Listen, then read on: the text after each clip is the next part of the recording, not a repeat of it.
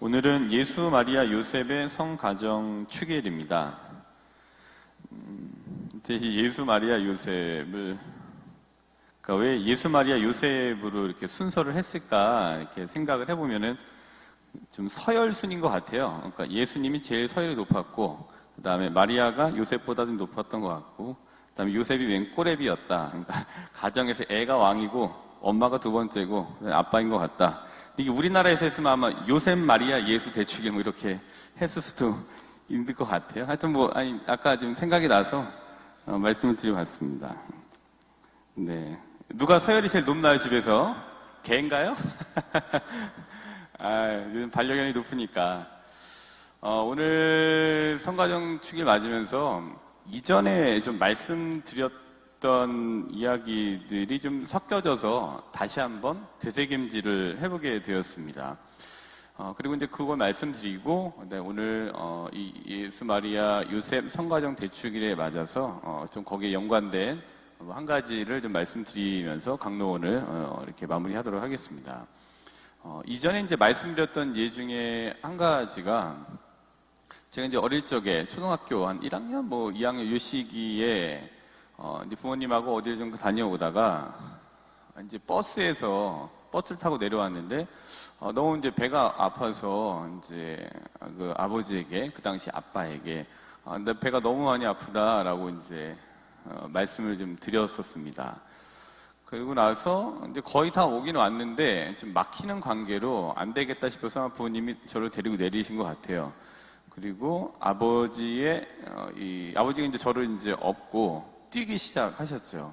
근데 다행히 어떤 건지 모르겠습니다만은 그 아버지가 뛰는 동안에 배 아픈 게 이제 딱 사라졌습니다.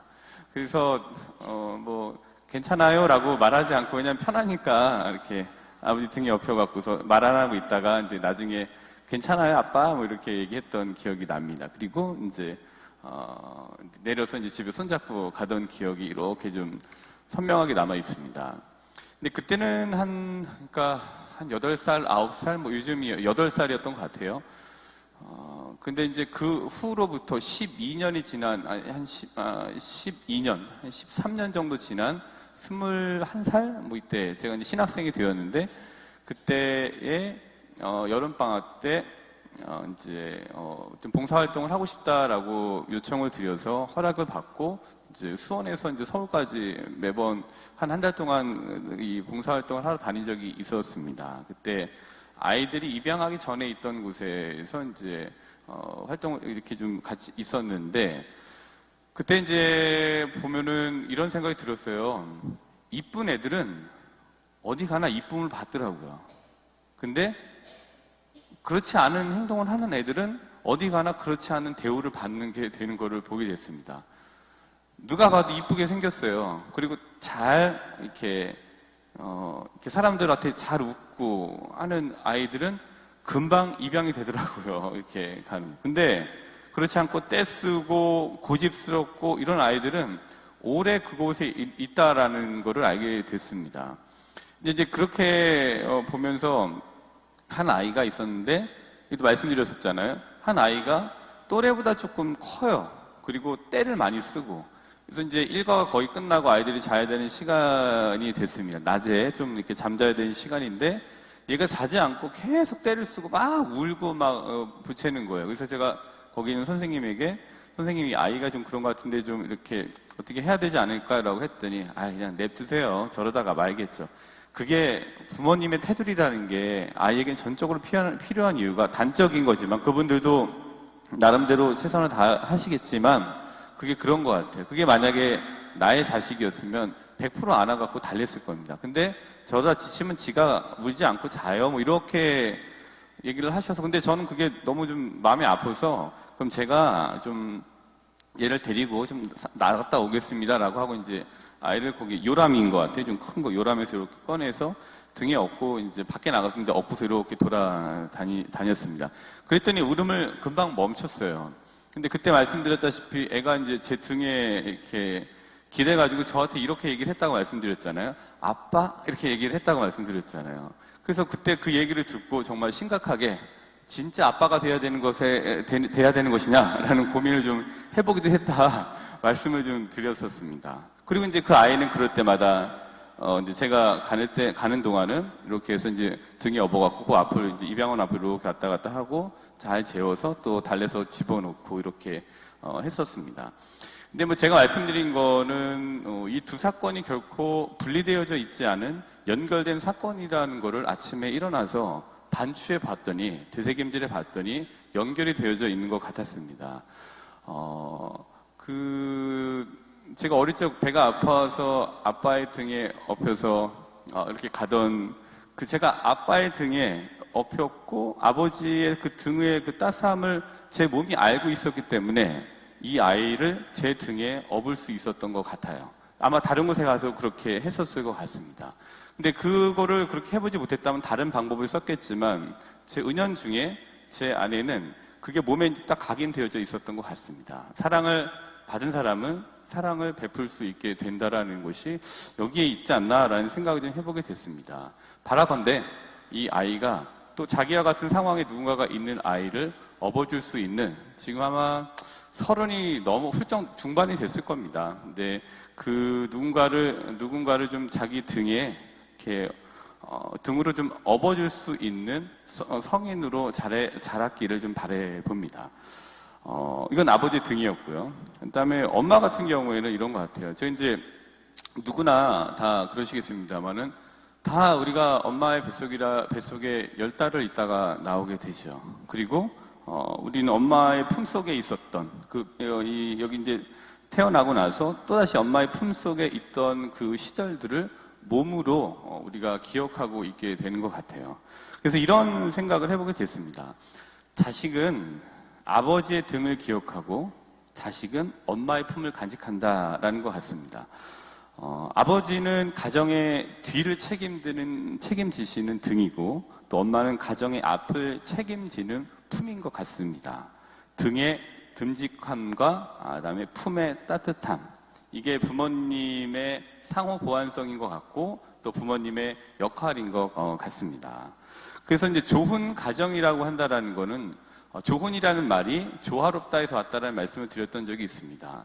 좋은 가정은 조화로운 가정인 것 같아요. 근데 조화로운 가정은 곧 아름다운 가정인 것 같기도 합니다.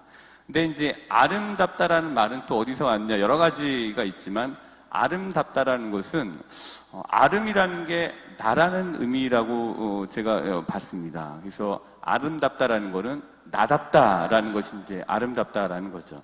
제가 여기 오신 신자분들에게 자매님 참 아름다우세요라고 하는 거는 외관적인 아름다움도 있지만 아름답다라는 말을 이렇게 좀 봤을 때는 자매님 참 태어난 자매님 다운 모습으로 살아가고 계시군요 라는 말이 되는 거죠. 저보고 이제 또 신부님 참 아름다우세요라고 얘기를 하시면은 저는 제가 하나님께로부터 받은 거를 가지고 저답게 신부 생활을 하고 있는 거, 그게 이제 아름다운 모습인 거죠. 근데 이 아름답기 위해서, 내가 나답기 위해서, 이 아름답기 위한 가정을 위해서는 아버지의 등 그리고 엄마의 품이 꼭 필요한 것 같습니다.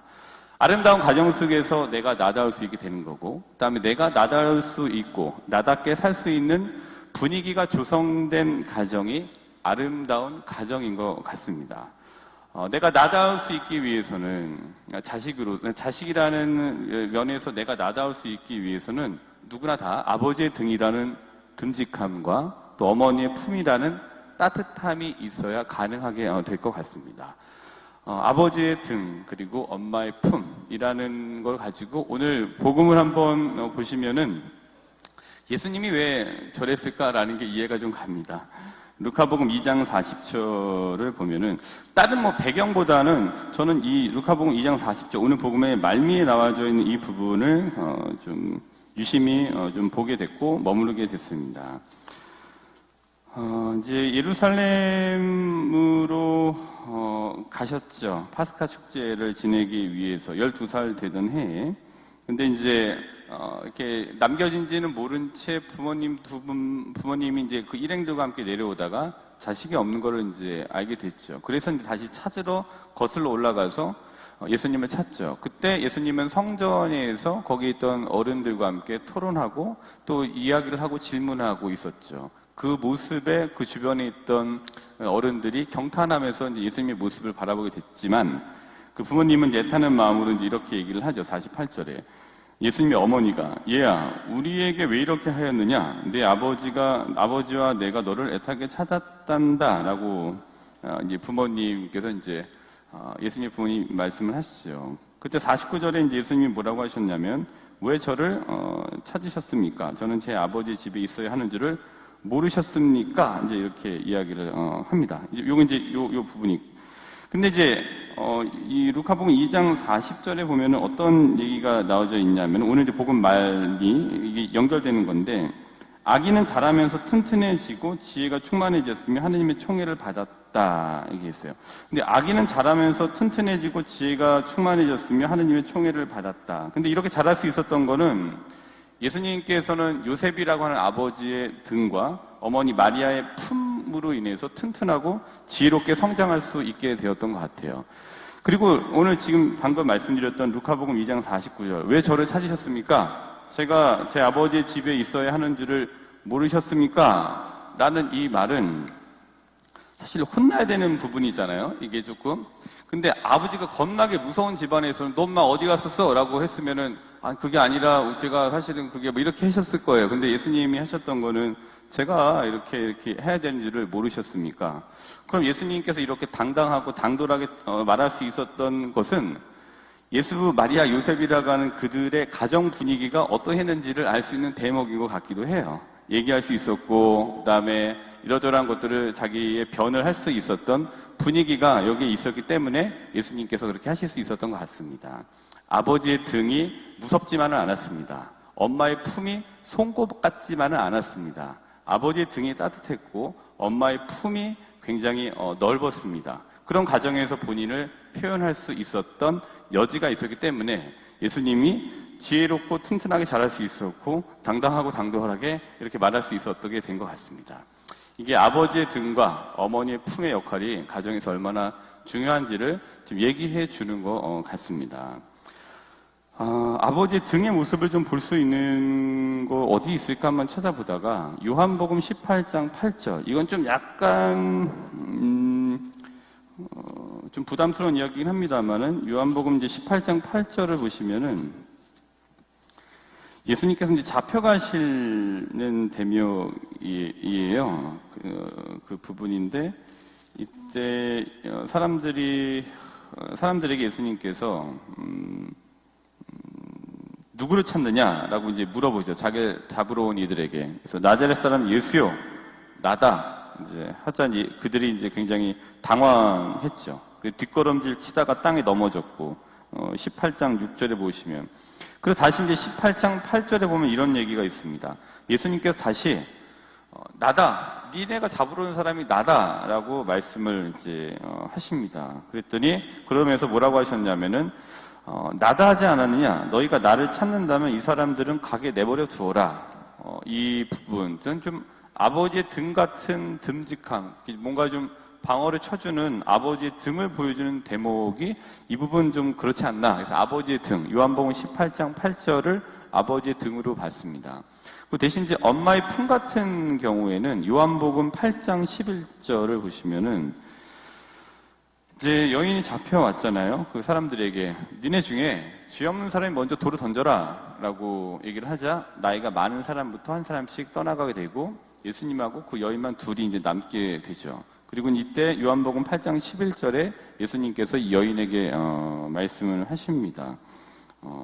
나도 너를 단죄하지 않는다. 그러니 가거라. 그리고 이제부터 다시는 죄짓지 마라 라고 하는 이 대목. 이게 엄마의 품을 좀 보여주는 대목인 것 같아요.